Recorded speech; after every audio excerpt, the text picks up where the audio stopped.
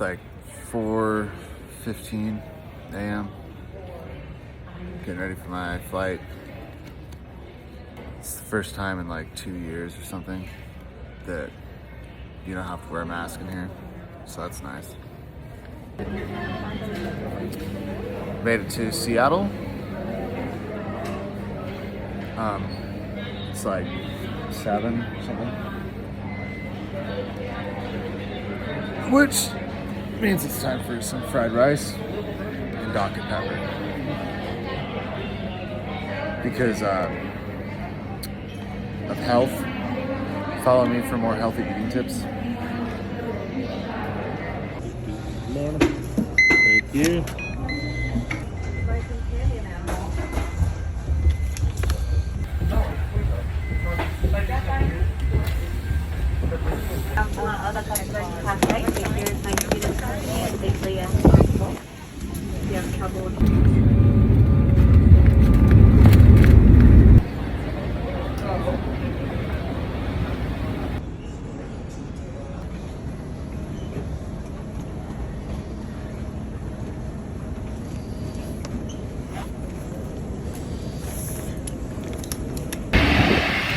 Now I've just got to see which one of these Ubers wants to give me a 57-mile ride. Well, I made it to the truck, so now the real fun begins. So these recovered trucks can go a few different ways as far as getting into them. I tried to cover all my bases really with this one. I got a key from the shop before I left, like the master key, so that I could get into it, but I was able to coordinate with these people down here to have keys ready. They just left them under the hood for me. So I unlocked it, put my gear in there. I like on these 680s that we run how you have that like baggage door. It makes it kind of nice loading and unloading. I use it for groceries a lot in my truck. Get in, just checking things out. I check the fridge almost first every time, just because there could be some stuff in there with the fridge off that's pretty rank, and then I'm just checking to see what's in here.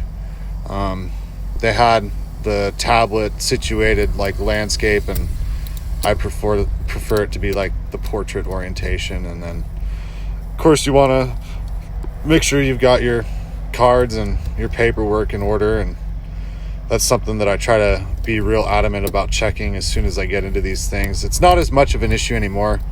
Most of our needed documents are electronic anymore, stored on our phone, which is kind of nice. Most places you're able to do that now. The the second or third or whatever part of the list I'm on, most important thing, getting everything charging after the trip so we're ready to go.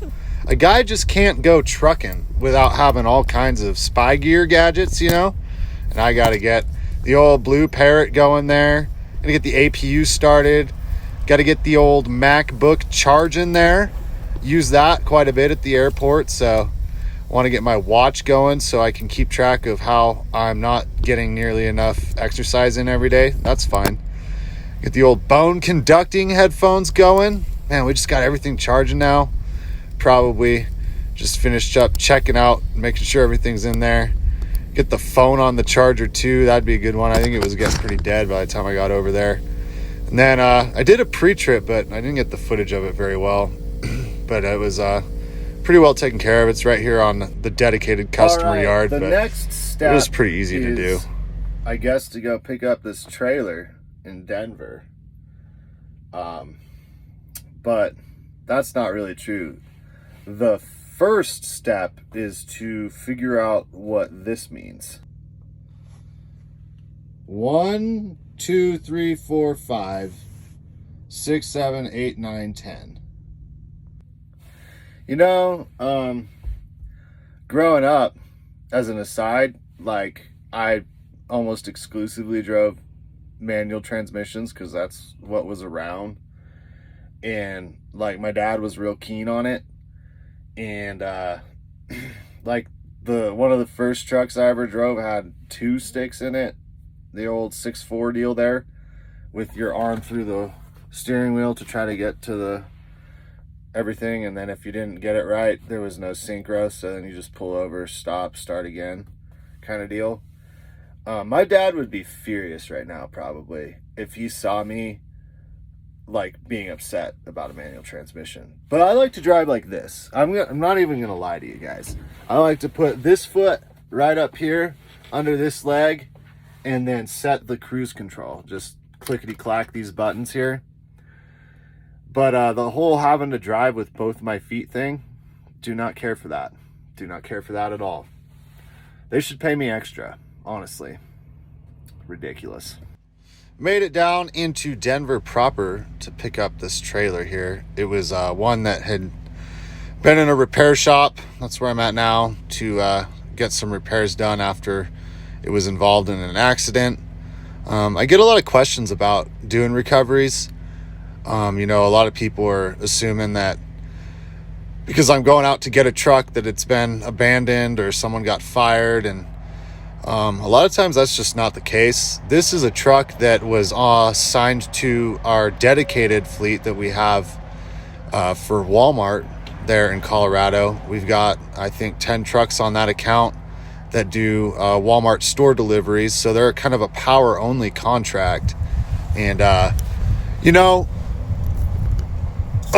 our company's on lease. So all these trucks are leased and they get up to a certain mileage or age and they need to go back. So they're going to get some new trucks in for that account, and we're going to take some trucks back and get them all ready to go back to Kenworth after the lease is done so they can be sold. So that's really all it is. And because it's on a power only fleet, I needed to find a trailer, get loaded, get it back to the yard, and go from there. Picking up this trailer, kind of just doing a pre-trip on it now, checking to see what's in the boxes, checking my tires and my brakes. It had some new brake stuff done on the right side there.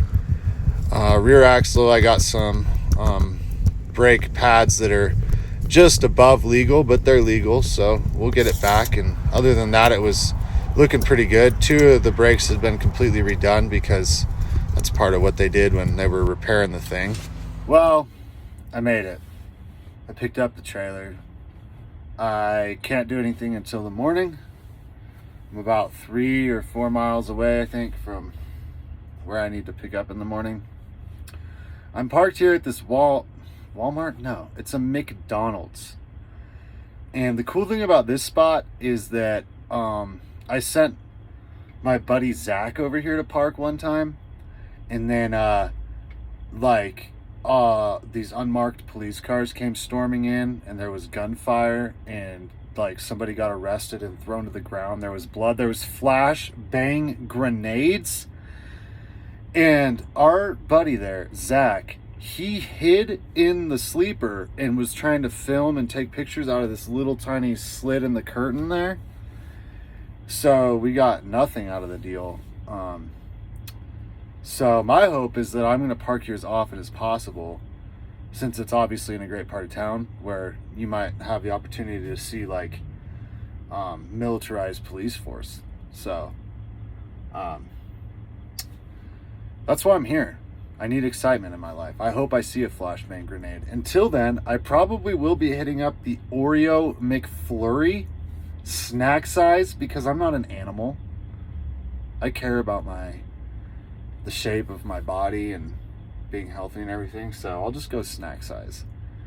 And I'm really only doing that because there's a big sign that says this is for customer parking only. So I am going to be a customer. These conclude my updates for the day. I'm very tired. I will eat the McFlurry, fall into a sugar-induced coma, and awake myself hopefully by 6 a.m. Get over there, get loaded. So, later.